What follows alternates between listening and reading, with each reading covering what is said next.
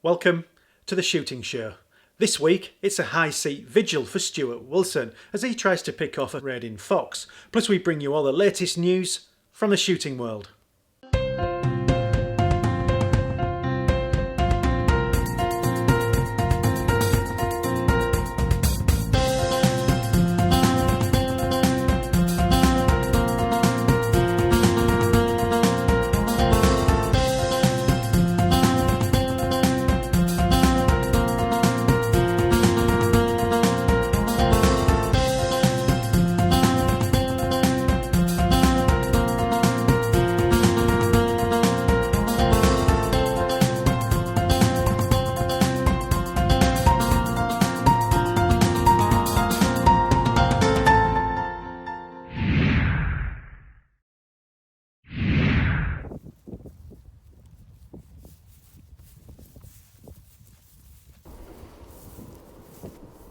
It's a while since I've been onto my ground, and the harvest is nicely on its way with the arable crops. I think they've had the second cut of silage off this farm, which has been a bumper crop, so both of the silage clamps are really quite full. And the grass is at that sort of magic sort of height where you can still see a fox when he's tramping through, but it's not so bare that they're reluctant to cross. There's enough cover for them, once it sort of starts to sort of get to the bottom of their belly and halfway up their sort of chest, as it were. They're quite happy mooching through this because they just don't quite feel so vulnerable, or maybe they just don't think they can be seen quite as much. We've got snuck into the seat, and sod's law, the far corner's about 1,000 yards. There's a little fox browsing just in the corner there behind the far pylon. So I'm just going to sit tight. There's always the chance of a roebuck coming on here. Completely missed the rut, and didn't shoot anything or call anything on this ground at all. But I know there's plenty of foxes about. There's plenty of hares and rabbits kicking around, so there's ample sort of food. And where I've parked, there are fresh deer slots where they've crossed out of some of the fresh tree plantings. So it's a bit of a if a buck turns up, great. If a fox turns up, even better. And then I've got to get onto a piece of ground tonight. One of my keeper friends has had a fox break into one of the pens, and it killed, I think, 80 birds out of 320. So that's quite pressing. It rained very heavily yesterday, so we didn't get a chance. So tonight I'm scheduled to get there and see if we can't get onto any foxes that are around about this new pen that's been put in. No foxes showing before dusk, and as it had turned to dark, put the infrared illuminator on top just to check everything's running fine. And took great pleasure watching the bats and hares that are sort of still out in front. Fortunately no foxes though, but watching these bats going through the clouds of midges that are there, quite mesmerising.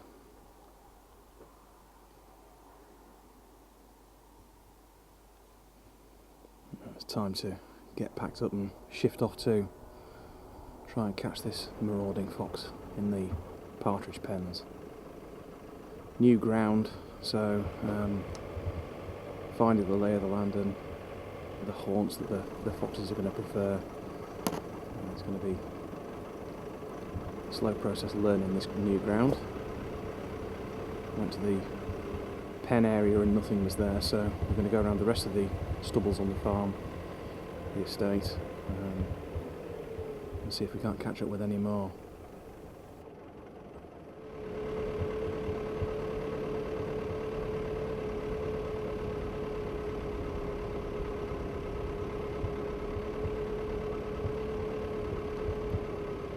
Driver's lamping with a white light. If we do spot anything, we're going to dim the lights and switch to infrared.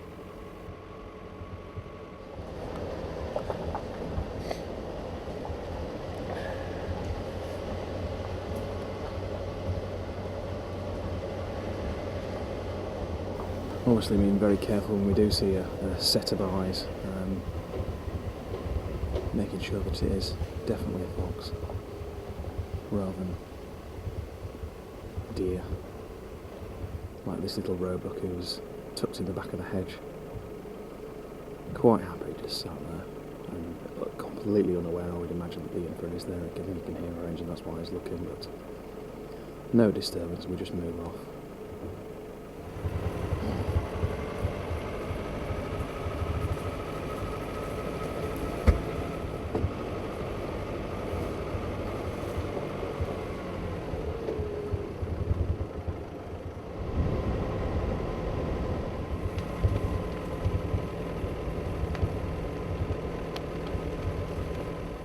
Another set of eyes at the far side of some standing wheat, turned out to be a deer, which was fortunate because the infrared illuminator's battery was just dying as this was happening, which would have been a bit of a nightmare if it had been a fox.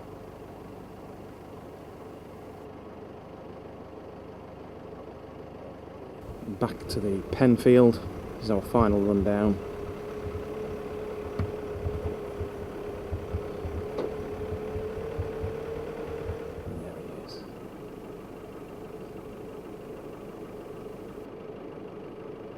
He just ducked out of the way and then reappeared.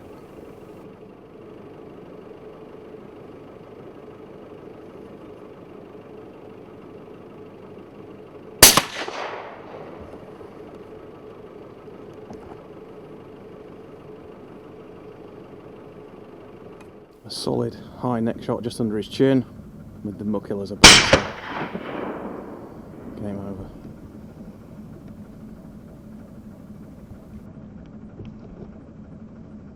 .80 dead partridge, and hopefully the fox responsible.